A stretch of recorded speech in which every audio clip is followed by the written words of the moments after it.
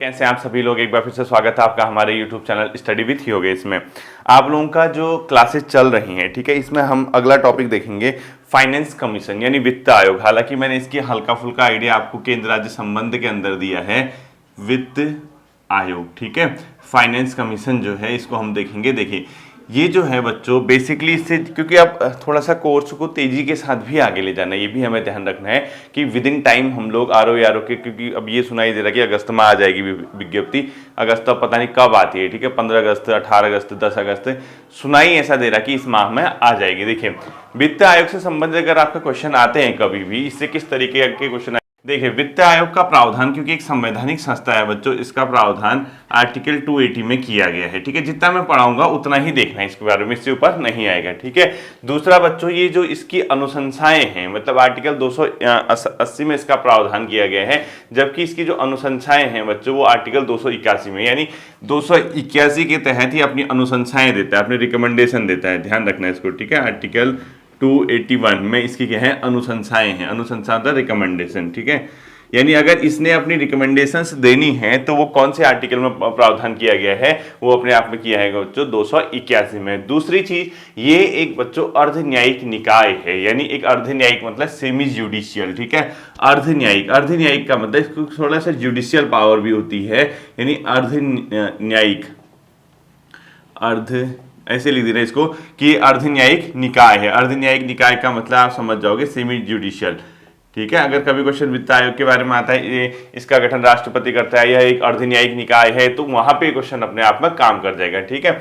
इसका गठन बच्चों राष्ट्रपति के द्वारा किया जाता है, यानी जो भारत का राष्ट्रपति होगा इसका क्या करेगा, वो गठन करेगा। इस चीज को ध्यान में रखना। और ये प्रत्येक 5 वर्ष में इसका गठन होता है, ठीक है। चाहे वो पहले भी कर सकता है, 5 वर्ष में एक बार इसका गठन होगा, इससे पहले भी हो सकता है, ठीक है। अगर ऐसे भी लिख दो, पहले भी इसका गठन किया जा सकता है, लेकिन बेसिकली सामान्यतः अगर हम देखेंगे तो इसका गठन प्रत्येक 5 वर्ष में राष्ट्रपति के द्वारा किया जाता है, ठीक है। अब बच्चों इसकी जो संरचना होती है, इसका जो स्ट्रक्चर होता है, इसमें एक अध्यक्ष और 4 अन्य सदस्य होते हैं, ठीक है। तो संरचना लिखो, संरचना क्या होगा, संरचना एक अध्यक्ष प्लस 4 अन्य सदस्य प्लस 4 अन्य सदस्य, ठीक है। एक अध्यक्ष प्लस 4 अन्य सदस्य इसके स्ट्रक्चर में आप लोग देखने को मिलता है, जिनकी नियुक्ति बच्चों राष्ट्रपति के द्वारा की जाती है और इनका कार्यकाल भी राष्ट्रपति के आदेश के तहत तय होता है और इनकी पुनर्नियुक्ति भी हो सकती है, ठीक है। अब देखो एक अध्यक्ष और 4 अन्य सदस्य की जो नियुक्ति है, कभी पूछता है किसके द्वारा की जाएगी, राष्ट्रपति के द्वारा, भारत के राष्ट्रपति के द्वारा इनकी नियुक्ति की जाती है, जबकि इनका जो कार्यकाल होता है राष्ट्रपति के द्वारा ही तय होता है, ठीक है।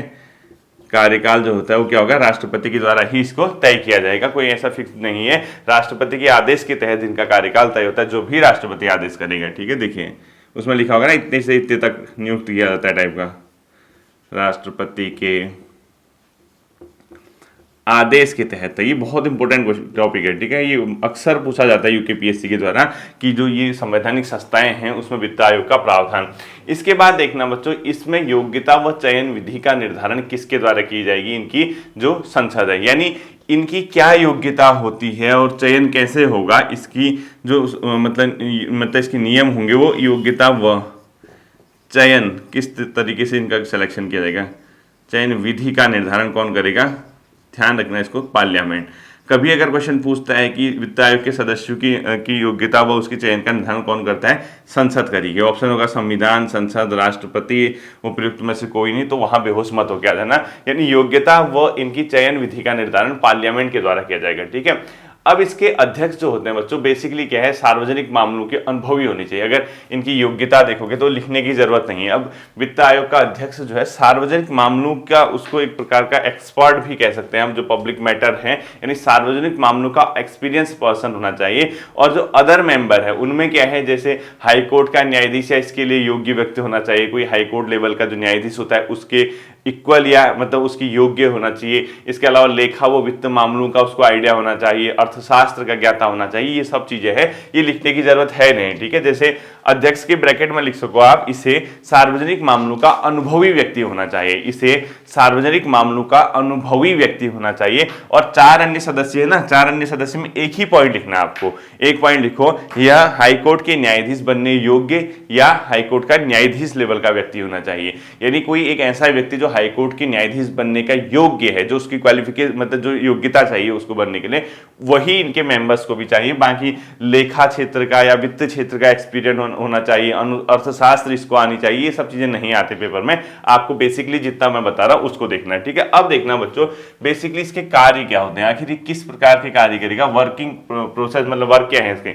ये क्या करता है बच्चों, जो संघ सरकार है यानी सेंट्रल लेवल है और जो स्टेट लेवल है, उनके जो बीच कर है, उसकी जो टोटल नेट इनकम होती है यानी कर आते हैं, उसका टोटल विवरण है, यानी वो कितना है, कैसा है, और राज्यों के मध्य से जो भी इन आते हैं टैक्स आते हैं उसका आवंटन, ठीक है। तो आप इसको पहला कार्य लिखो, संघ और राज्यों के मध्य करों के शुद्ध आगमन यानी कर जो टोटल आ रहा है उसका विवरण और उसका राज्यों के मध्य आवंटन जो है इसके द्वारा किया जाता है, इसकी अनुशंसा, ठीक है। इसको लिखो, संघ व राज्यों के मध्य, राज्य मतलब जो भारत के राज्य हैं, ठीक है, शुद्ध कर आवंटन का विवरण शुद्ध कर आगत का विवरण यानी जो कर आ रहे हैं, ठीक है, नेट टैक्स से कितना मिल रहा है उसका जो विवरण है वो ये रखेगा और उसे राज्यों के मध्य आवंटित करने के लिए नियम बताएगा, ठीक है। शुद्ध कर आगत का विवरण, इन जो आगत आते हैं आगत का विवरण वो उसे राज्यों के मध्य आवंटन डिस्ट्रीब्यूशन, ठीक है, आवंटन का कार्य इसके द्वारा किया जाता है। मतलब केंद्र सरकार और राज्य सरकारों के जो टोटल अपने आप में टैक्सेस आ रहे हैं यानी केंद्र और राज्य के बीच जो कर आता है यानी टैक्स आते हैं उनके मध्य, तो उसके कितना आ रहा है उसका विवरण रखेगा, ये उसका डेटा वगैरह रखेगा। उसके अलावा उस टैक्स में से राज्यों को जो कर मिलता है अलग अलग स्टेट को, वो कितना किस स्टेट का हिस्सा है उससे संबंधित ये कार्य करता है। क्यों? क्योंकि अभी मैंने बीच में 14th फाइनेंस कमीशन की जो आपके इकोनॉमी वाली क्लास में पढ़ाया था वहां भी ये चीज आपको समझाई थी। दूसरा बच्चों ये क्या करता है, भारत की संचित निधि जो इंडियन गवर्नमेंट की जो संचित निधि है उससे राज्यों के राजस्व में सहायता अनुदान संबंधित रिकमेंडेशन करता है, ठीक है। लिखो, भारत की संचित निधि कार्य ही पूछेगा, इनसे क्वेश्चन आएगा तो, ठीक है। भारत की संचित निधि से राज्यों हेतु अनुदान संबंधी कार्य यानी कितना अनुदान मिलना चाहिए भारत की उससे वो सब चीजें ये रिकमेंड करता है, ठीक है। ये सिर्फ और सिर्फ रिकमेंडेटेड बॉडी है। इसके अलावा क्या जो होता है, जो राज्य वित्त आयोग जो स्टेट लेवल पे फाइनेंस कमीशन है वो इससे कहेगा कि जो पंचायत वगैरह हैं उनके हमने रिसोर्सेज बढ़ाने हैं, जो लोकल बॉडीज हैं, तो उसके लिए कैसे स्टेट गवर्नमेंट की संचित निधि को मजबूत बनाया जा सके, स्टेट की संचित निधि में पैसा कहाँ से आए उसके लिए भी रिकमेंड कर देता है, ठीक है। तो एक और पॉइंट इसमें थर्ड और अंतिम लिखो, राज्य वित्त आयोग की सिफारिश पर स्थानीय संस्थाओं के संसाधन आपूर्ति हेतु राज्य संचित निधि के संवर्धन हेतु उपाय बताता है, ठीक है। लिखो, राज्य संचित निधि, राज्य की संचित निधि के संवर्धन मतलब उसको मजबूत बनाने हेतु, ठीक है, कैसे उसमें रिसोर्सेज ज्यादा है, संवर्धन हेतु उपाय बताता है, ठीक है। अब एक किसके कहने पे बताएगा, ये इसके ब्रैकेट में लिखो, स्टेट फाइनेंस कमीशन की सिफारिश पर। और क्यों करेगा ये, ऐसा क्यों करेगा अगर पूछेगा, पंचायतों यानी लोकल बॉडीज, लिखो, स्थानीय संस्थाओं के संसाधन बढ़ाने हेतु, स्थानीय संस्थाओं के संसाधन बढ़ाने हेतु। अब बेसिकली देखो मैं आपको बताता हूं, इससे जो क्वेश्चन पूछेगा इसके कार्य से ही क्वेश्चन पूछ सकता है। कार्य भले ही आपको कॉम्प्लिकेटेड लग रहा है लेकिन है नहीं कॉम्प्लिकेटेड। क्यों? क्योंकि नॉर्मल सा तो है, केंद्र और राज्य के बीच क्या कर आ रहे हैं और उस कर उन कर का जो स्टेट के बीच डिस्ट्रीब्यूशन है उसके संबंधी नियम बताता है। दूसरा, भारत की जो संचित निधि है जिसमें मेनली भारत का जो फंड रहता है उससे राज्यों को जो ग्रांट्स देते हैं, अनुदान देते हैं, उससे संबंधित कार्य करता है। और तीसरा, स्टेट की जो फाइनेंस कमीशन है वो इससे कहेगी कि पंचायती पंचायती जो और या नगर निकाय जो है उनके हम कैसे रिसोर्सेज बढ़ाएं, इसके लिए स्टेट की जो संचित निधि है उसको मजबूत करने के उपाय बताता है। ठीक है, ये बेसिकली इसके कार्य इतना ही ध्यान रखना है। अब देखो बच्चों, ये अपनी रिपोर्ट राष्ट्रपति को देता है, ध्यान रखना है। ठीक है, लिखो, अगर कभी पूछेगा वित्त आयोग अपनी रिपोर्ट किसको पेश करता है, रिपोर्ट जो है बच्चों ये राष्ट्रपति को क्या करता है, प्रस्तुत करता है। इसको ध्यान में हमेशा आपको रखना होगा। ठीक है, इसके अलावा देखना, ये बच्चों एक सलाहकारी संस्था है। ये मोस्ट इंपोर्टेंट क्वेश्चन है, वित्त, ये स्टार क्वेश्चन हो गया। ठीक है, देखो वित्त आयोग हो गया बच्चों एक सलाहकारी, सिर्फ ये सलाह, इसको मानना न मानना सरकार पे डिपेंड है। ठीक है, सलाहकारी संस्था होगी। अगर क्वेश्चन आएगा कि वित्त आयोग के बारे में इनमें से कौन से कथन सही हैं गलत है, तो ध्यान रखना ये एक सलाहकारी संस्था है। जब कोई बॉडी अगर सलाहकारी होगी, सिर्फ रिकमेंड करने वाली होगी, तो वो जो भी रिकमेंडेशन करेगी गवर्नमेंट के पास देगी राष्ट्रपति के थ्रू, तो सरकार का मानना न मानना सरकार पे डिपेंड करता है। तो कहीं ना कहीं इस पॉइंट को ध्यान रखना। अगर क्वेश्चन ऐसे, अगर वित्त आयोग से कॉन्सेप्ट बेस आते हैं, वित्त आयोग के बारे में इनमें से विचार कीजिए। इसकी जो वित्त आयोग है इसकी नियुक्ति राष्ट्रपति द्वारा प्रत्येक 5 वर्ष में की जाती है, या आपसे ऐसे क्वेश्चन पूछे या एक सलाहकारी संस्था है, या क्वेश्चन पूछे इसके जो मुख्य कार्य है, तो कैसे भी क्वेश्चन कितना भी घुमा के आ जाए ये आप बना लोगे। अब बेसिकली बच्चों इसके लिए एक बहुत इंपॉर्टेंट टर्म आता है, राजकोषीय संघवाद के संतुलन की ये भूमिका निभाता है। यानी इसको लिखो, कभी क्वेश्चन आता है कि जो वित्त आयोग है राजकोषीय संघवाद के संतुलन की भूमिका, ये लाइन इंपोर्टेंट कर देना है। ठीक है, संघवाद के संतुलन की भूमिका, संतुलन की भूमिका में निभाता है। ठीक है, ये पॉइंट ध्यान रखना। अब राजकोषीय संघवाद मतलब राजकोषीय नीति मैंने आपको पढ़ा रखी, फिस्कल पॉलिसी मैंने आपको इकोनॉमी में पढ़ाई थी, केंद्र और राज्यों की। अब संघवाद मतलब केंद्र की राजकोषीय नीति, राजकोषीय नीति, उसमें बैलेंस हो। राज्यों के पास फंड्स नहीं है तो केंद्र उसको कैसे दे सकता है, टैक्सेस में केंद्र कैसे उसको दे सकता है, केंद्र उसको ग्रांट्स कैसे देखता है, यानी बैलेंस रहे दोनों की। तो कहीं ना कहीं राजकोषीय संघवाद की भूमिका अपने आप में इसके माध्यम से निभाई जाती है। ठीक है, अब देखना बच्चों, प्रथम वित्त आयोग जो बना था 1951 में केसी नियोगी की अध्यक्षता में बना था। कभी कभी क्वेश्चन पूछता है प्रथम वित्त आयोग का वर्क किसकी अध्यक्षता में बना था। प्रथम वित्त आयोग ये बना था बच्चों 1951 में, और इसके अध्यक्ष हुआ करते थे केसी नियोगी जी। ध्यान रखना इसको। ठीक है, केसी नियोगी। और वर्तमान में कौन सा वित्त आयोग चल रहा है पूछेगा तो 15वां, एनके सिंह। अगर अभी पूछता है कि वर्तमान में कौन सा वित्त आयोग है, 15वां वित्त आयोग बताओगे, एनके सिंह की अध्यक्षता में अभी 15वां वित्त आयोग चल रहा है। प्रथम वित्त आयोग कब बना था 1951 में। तो वित्त आयोग से संबंधित कोई भी क्वेश्चन गलत नहीं होगा। अब इस टॉपिक से कई बच्चे क्या करते हैं, सिर्फ आर्टिकल पढ़ते हैं, जैसे 280 तो ठीक है, लेकिन उसके आगे के आर्टिकल उतने इंपोर्टेंट नहीं होते। इससे क्वेश्चन आता है, थोड़ा सा कॉन्सेप्ट आएगा। ठीक है, तो इस कॉन्सेप्ट में इससे बाहर आपको नहीं जाना है। अगला लिखो आप लोग, राष्ट्रीय पिछड़ा वर्ग आयोग। ठीक है, राष्ट्रीय पिछड़ा वर्ग आयोग, इसका मतलब national commission for backward classes. ठीक है, national commission for backward classes. अब इससे कॉन्सेप्ट देखो, क्योंकि बच्चों जो शैक्षणिक यानी जिसके एजुकेशन के लेवल पे जो वर्ग पिछड़ा था, सामाजिक लेवल पे जो पिछड़ा था, ये एससी और एसटी से कोई लेना देना नहीं है। ठीक है, इनका सामाजिक और शैक्षणिक रूप से पिछड़े वर्गों के उत्थान हेतु, उनकी समस्याओं को जानने हेतु, उनके मतलब अच्छे के लिए सरकार को रिकमेंड करने हेतु, उनकी समस्याओं को सरकार के सामने लाके उसके निराकरण हेतु एक संस्थान, एक बॉडी का गठन किया गया जिसका नाम है राष्ट्रीय पिछड़ा वर्ग आयोग, national commission for backward classes. ठीक है, ये भी एक संवैधानिक संस्था, ध्यान रखना। स्टार्टिंग में इसका गठन बच्चों वर्ष 1993 में वैधानिक रूप से किया गया था। ठीक है, इसका जो गठन था बच्चों, यानी जो बनाया गया था, ये 1993 में वैधानिक रूप से, यानी सिर्फ लीगल रूप से, तब इसको संवैधानिक दर्जा प्राप्त नहीं था। लेकिन इसको लिखो, लेकिन 102 मतलब जो अपने आप में 102nd था, यानी सॉरी जो अपने आप में 102वां संविधान संशोधन था, 102th कॉन्स्टिट्यूशनल अमेंडमेंट के तहत इसको संवैधानिक दर्जा दे दिया गया। ठीक है, संवैधानिक दर्जा दे दिया गया। एक एक्ट अधिनियम लेके आए थे 102वां संविधान संशोधन, इससे संवैधानिक दर्जा मिल गया और वर्तमान में संवैधानिक बॉडी है जिसके लिए आर्टिकल 338 का बी है। ठीक है, यानी अगर कभी क्वेश्चन पूछता है कि इसका प्रावधान किसमें किया है तो आपका हो जाएगा आर्टिकल 332 का बी। तो कहने का मतलब स्टार्टिंग में इसका गठन एक वैधानिक संस्था के रूप में किया गया था, बाद में इसको संवैधानिक दर्जा दे दिया गया था। अब थोड़ा सा इसको ध्यान रखना, यहां पे ही कॉन्स्टिट्यूशनल अमेंडमेंट एक बार चेक कर लेना। ठीक है, मैं आपसे खुद कह रहा हूं, इसको स्टार कर दो, इसको चेक कर लेना। ठीक है, हो सकता है कि यहाँ पे मैं करेक्ट नहीं हूं क्योंकि मुझे थोड़ा कंफ्यूज हो रहा है, क्योंकि ऐसा अगर देखो, हाँ ये ऐसा जरूर हो सके इस अधिनियम के माध्यम से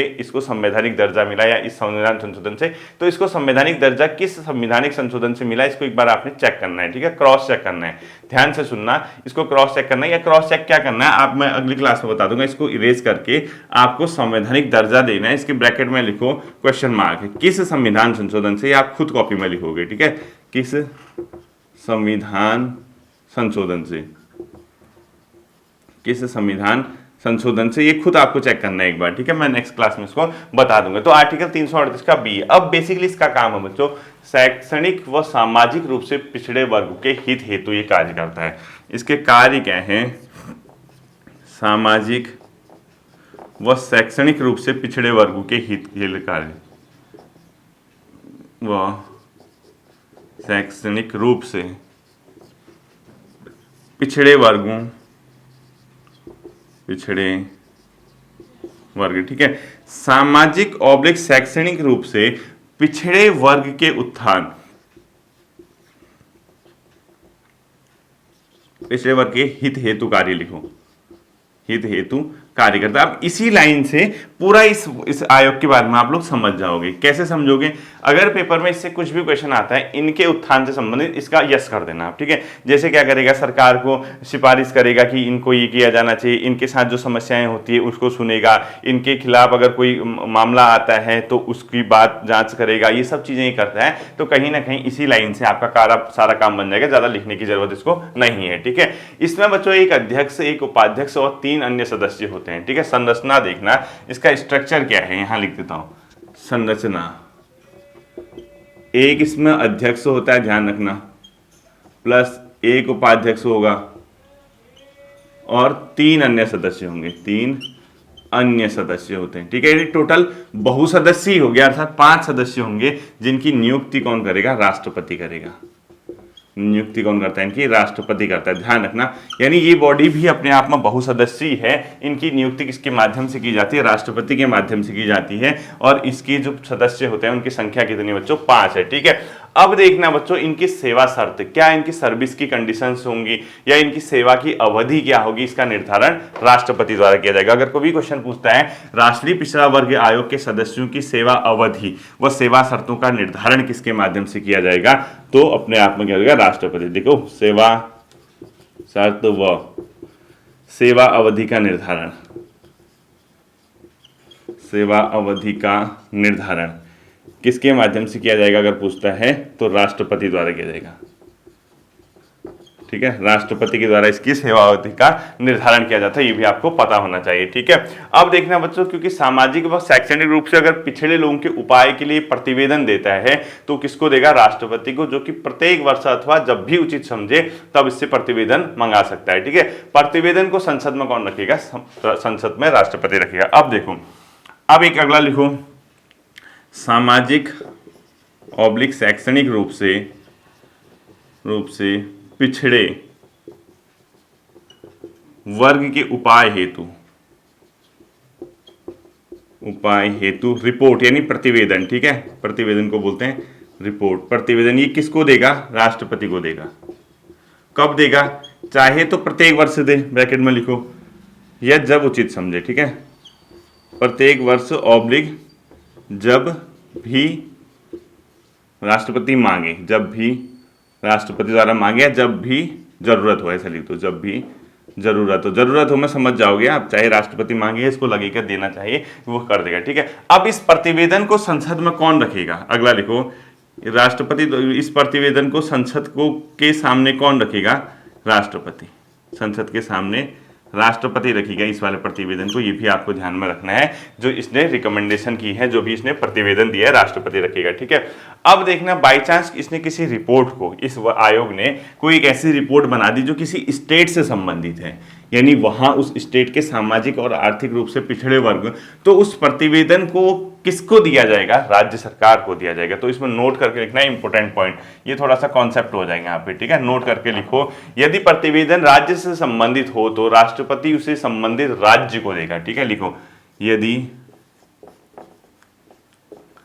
प्रतिवेदन जो इसने अपनी रिपोर्ट दी है, ठीक है, किसी राज्य से संबंधित,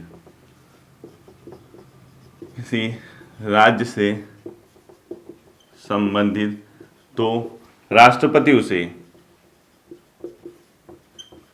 संबंधित राज्य सरकार को देगा। ध्यान रखना, संबंधित राज्य सरकार को देगा, सरकार को देगा, ठीक है। अब ब्रैकेट में लिखो राज्यपाल को नहीं, राज्यपाल को नहीं, ठीक है। ध्यान रखना इसको, राज्यपाल को नहीं देगा। यदि प्रतिवेदन किसी राज्य से संबंधित तो राष्ट्रपति उसे संबंधित राज्य सरकार को देगा, राज्यपाल को नहीं। इस पॉइंट को आपने ध्यान रखना है क्योंकि ये क्वेश्चन इंपोर्टेंट हो सकता है और आप लोगों के लिए कंफ्यूजन भी क्रिएट करेगा, ठीक है। इस चीज को आप लोग ध्यान रखना। और जो संबंधित राज्य सरकार है इसे विधायिका में रखती है, ठीक है। संबंधित राज्य सरकार क्या करेगी? लिखो, संबंधित राज्य सरकार इसे विधायिका में, यानी वहां की जो संसद होगी, मतलब स्टेट की, ठीक है, विधायिका में रखेगी। कहने का मतलब सिंपल सी बात, अगर कभी क्वेश्चन आता है राष्ट्रीय पिछड़ा वर्ग आयोग की रिपोर्ट यदि किसी राज्य से संबंधित है तो वो रिपोर्ट किसे दी जाएगी? राष्ट्रपति, राज्यपाल को, या राज्य सरकार को, या राज्य के न्यायाधीश को? तो हमेशा राज्य सरकार को दी जाएगी, ना कि राज्यपाल को, ठीक है। इसमें नोट करके लिखो, किसी मामले के अनुसंधान अथवा किसी शिकायत की जांच में आयोग को न्यायिक शक्तियां होती है। नोट करके लिखो, इसे न्यायिक शक्तियां भी होती हैं, यानी इसे भी जुडिशियल पावर होती है, ठीक है। इसे न्यायिक शक्तियां भी होती हैं, लिखो, शक्तियां भी हैं, ठीक है। अगर कोई भी क्वेश्चन आता है इसे कोई न्यायिक शक्तियां नहीं है तो ये गलत बोलेगा, यानी इसे कहीं ना कहीं कुछ ना कुछ न्यायिक शक्तियां भी है। किस मामले में? अनुसंधान और जांच के मामले में, यानी किसी चीज का अगर ये अनुसंधान कर रहा, रिसर्च कर रहा किसी चीज की, या उसको चेक कर रहा है, तो कहीं ना कहीं अनुसंधान अथवा किसी शिकायत की जांच के मामले में, ठीक है। अनुसंधान ऑब्लिक शिकायत के मामले में, अगर इसकी कोई शिकायत आई है मामले में, तो इसको न्यायिक शक्तियां भी प्राप्त हैं। न्यायिक शक्तियां में क्या कर सकता है? किसी को बुला सकता है, कोई रिपोर्ट वगैरह है, कि कोई अभिलेख है, कोई रिकॉर्ड है, उसको मंगवा सकता है, उसकी जांच करवा सकता है, तो कहीं ना कहीं जुडिशियल पावर हो जाएगी, ठीक है। तो ये था आपका राष्ट्रीय पिछड़ा वर्ग आयोग। तीसरा आता है बच्चों आज हमारा राज्य का महाधिवक्ता। सबके सब क्या है? कॉन्स्टिट्यूशनल बॉडीज है, ठीक है। महान्यायवादी नहीं पढ़ाऊंगा मैं, महान्यायवादी मैंने पढ़ा रखा है, ठीक है। राज्य का महाधिवक्ता, यानी इसको लिखो एडवोकेट जनरल ऑफ स्टेट, यानी किसी राज्य का एडवोकेट जनरल, राज्य का महाधिवक्ता, ठीक है। इसका प्रावधान भी बच्चों आर्टिकल 165 में है। आर्टिकल 165 में राज्य के महाधिवक्ता का क्या किया गया है? प्रावधान किया गया है। ये जो बच्चों राज्य का सर्वोच्च कानूनी अधिकारी होता है, यानी किसी राज्य का सर्वोच्च कानूनी अधिकारी कौन होता पूछेगा तो राज्य का महाधिवक्ता, यदि सरकार का वकील मान के चलो, सिंपल से, सरकार का सबसे बड़ा वकील स्टेट गवर्नमेंट का, राज्य का सर्वोच्च कानूनी क्या होता है, यानी राज्य का जो सर्वोच्च कानूनी सलाहकार है, कानूनी अधिकारी होता है, वो कौन सा होता है? राज्य का महाधिवक्ता। कानूनी अधिकारी कौन होता है अगर कभी पूछेगा तो ये राज्य का क्या हो जाएगा? अपने आप में महाधिवक्ता हो जाएगा, ठीक है। इसकी नियुक्ति बच्चों राज्यपाल करता है। नियुक्ति क्या करेगा? राज्यपाल करेगा, ठीक है। ध्यान रखना है इसको। और इसके बच्चों कार्यकाल भी राज्यपाल के प्रसाद पर्यंत रहता है, यानी राज्यपाल जब तक चाहे तब तक ये पद पे रह सकता है। राज्यपाल पद से हटाना चाहे तभी हटा देगा, ठीक है। राज्यपाल यानी संवैधानिक रूप से इसको कोई कार्यकाल की सिक्योरिटी नहीं कि तेरा 5 साल होगा, तेरा 6 साल होगा। राज्यपाल के प्रसाद पर्यंत, यानी राज्यपाल का प्रसाद जब तक है उसके पास, ठीक है, राज्यपाल के प्रसाद पर्यंत इसका क्या रहता है? कार्यकाल रहता है, ठीक है। ये क्या करता है बच्चों? इसके वेतन और भत्ते का निर्धारण भी राज्यपाल करता है, ठीक है। इसको भी ध्यान रखना। वेतन ऑब्लिक भत्ते, अलाउंसेस, सैलरी और अलाउंसेस का निर्धारण भी कौन करेगा? इसका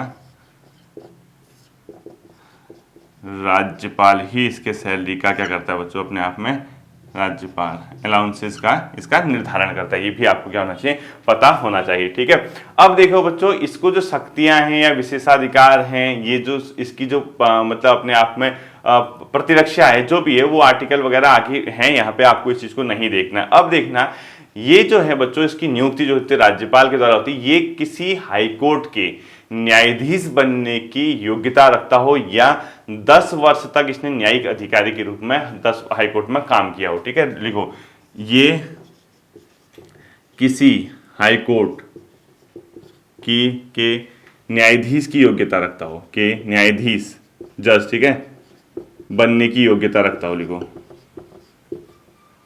बनने की योग्यता रखता हो, अथवा इसने 10 वर्ष तक किसी हाईकोर्ट में क्या की हो, इसने एक प्रकार से मतलब वकालत की हो, इसने ऐसे लिख दो 10 वर्ष तक हाईकोर्ट में वकालत। ठीक है, इसने 10 वर्ष तक किसी हाईकोर्ट में वकालत की हो, तो ये अपने आप में क्या हो जाएगा बच्चों, अपने आप में इसका मुख्य हो गया। ठीक है, अब देखो इसके कार्य क्या होते हैं बच्चों। राज्य सरकार को विधि संबंधी विषय पर सलाह देता है, जो भी इसको राज्यपाल द्वारा सौंपे जाते हैं या राज्यपाल द्वारा सौंपे गए कोई भी विधिक कार्य। ठीक है, लिखो, इसका कार्य क्या है, राज्य सरकार को विधिक सलाह, राज्य सरकार को विधिक सलाह देता है, यानी लीगल एडवाइस। ठीक है, उसका क्योंकि वकील है, और जो भी इसको राज्यपाल सौंपे, ठीक है, जो राज्यपाल सौंपे, लिखो, जो भी राज्यपाल इसको सौंपे उसकी संबंध में क्या करता है, विधिक सलाह राज्य सरकार को देने का काम करता है। ठीक, एक लास्ट पॉइंट इसमें लिखो, नोट करके लिखो, इसे उस राज्य के हाईकोर्ट में, उच्च न्यायालय में सुनवाई का अधिकार है। ठीक है, नोट करके लिखो, ये क्वेश्चन बहुत आता है। राज्य के किसी भी न्यायालय के समक्ष सुनवाई का अधिकार है। राज्य के किसी भी न्यायालय में इसे, राज्य के किसी भी न्यायालय में, यानी स्टेट में हाई कोर्ट हो, जिला कोर्ट हो, किसी भी न्यायालय में सुनवाई का अधिकार है। ये बहुत आता है, सुनवाई। इनमें ऐसे क्वेश्चन आता है कि इनमें से किसी राज्य के किसी भी हाई कोर्ट, जिला कोर्ट या कोई भी कोर्ट हो, सुनवाई का अधिकार है, तो ये राज्य के महाधिवक्ता को, और इस तथा लिखो, तथा इसे राज्य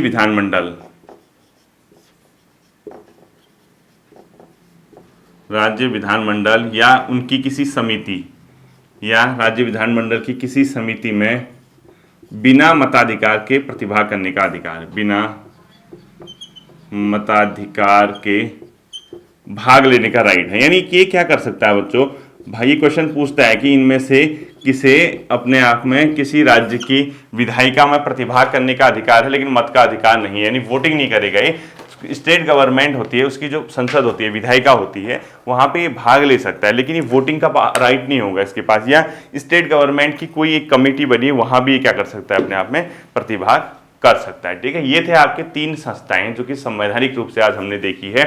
कल हम इसको नेक्स्ट जब भी देखेंगे पॉलिटी, या कल देखेंगे, अगली क्लास में देखेंगे, हम मेन संवैधानिक संस्थाओं को एंड करने की कोशिश करेंगे। ठीक है, आप लोग इसको रिवाइज कर लेना, देख लेना अच्छे से, और होपफुली ये 3 के 3 जो टॉपिक हैं आपके, वो आपके समझ में आ गए होंगे। ठीक है, फिर मिलते हैं अगले सेशन पे, अपना ध्यान रखिएगा। Thank you.